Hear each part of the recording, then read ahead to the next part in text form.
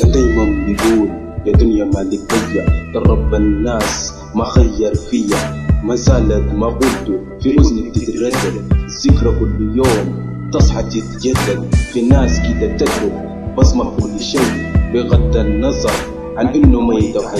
زول مختلف عن كل الناس، زول قلبه ابيض وطيبة في الاساس، عايش رزق اليوم باليوم، ما كان يملك شيء او طالب الكثير، ما شال هم الدنيا، همه كله كان يتزوج الحلال، البنت الشاغل الفؤاد والبال، البنت الحلم والمنيا، في يوم عادي كالمعتاد الراجع على البيت وشايل معه الزاد، فجأة بدون سابق انذار اتعرض لحادث كما شاءت الأقدار، كان سبب في انه يتشل وكل موازين حياته تختل، عاجز عن الحركة والنظر لمشيئة الله انتصر، 7 سنين وهو راقد عاجز، المرة كان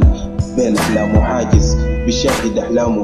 تشتت قدامه، تتبعثر في ظلمة أيامه، رغم ذلك ما عمل استسلامه. في 29/2 إسرائيل سلم الله الأمانة، يا رب ترحمه وكل موتانا، انت عالم قدر ايه عانى.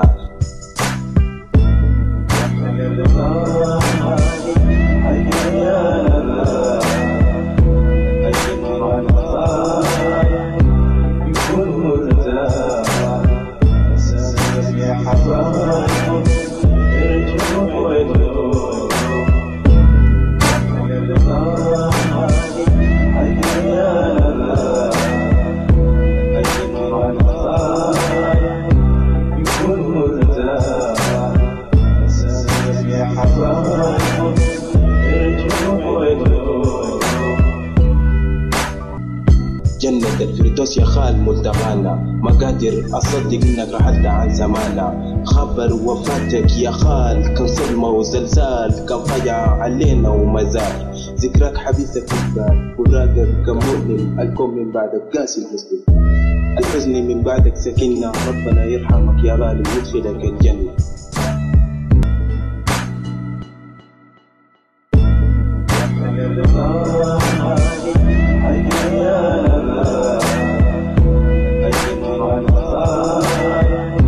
يكون مرتاح، يا حبايب